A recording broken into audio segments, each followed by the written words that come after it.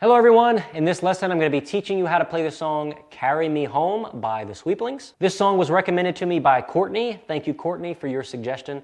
Now if anybody else has any songs that you would like me to cover, just put them in the comments down below.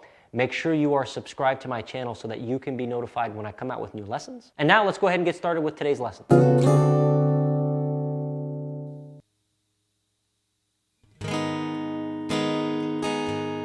Carry me home when the light in my eyes does fade. Carry me home when the shadow comes to take me away. Lay down my bones, knowing I'll be in a better place. Release my soul, carry me home.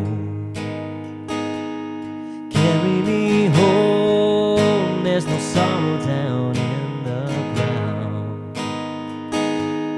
Carry me home, don't you weep, for I am freedom bound. Lay down my bones, there is peace within the light I found. Release my soul, carry me home.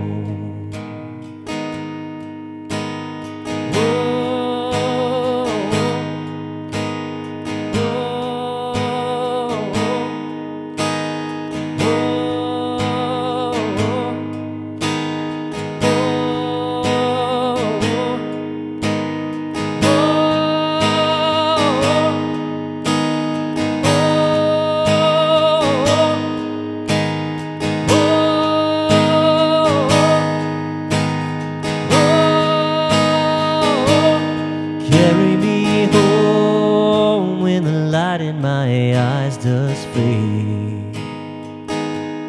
Carry me home when the shadow comes to take me away.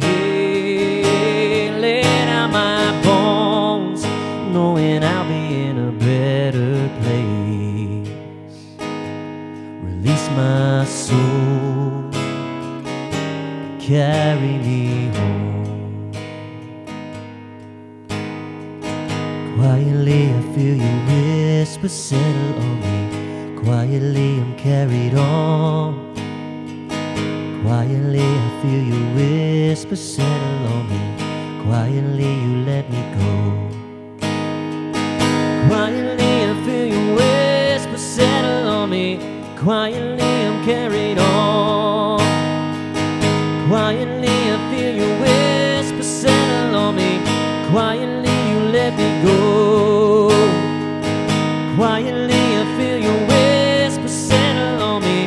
Quietly I'm carried on.